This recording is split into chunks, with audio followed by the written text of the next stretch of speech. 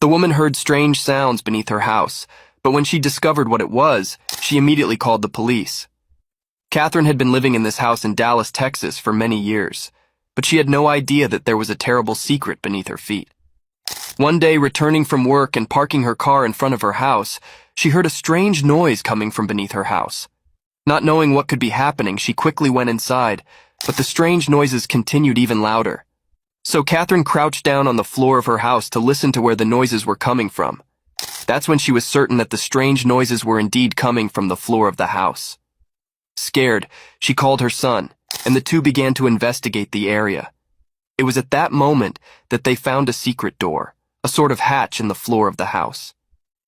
Despite being very afraid, Catherine decided to go down to find out what could be happening, but when she discovered what was beneath her house, she immediately called the police.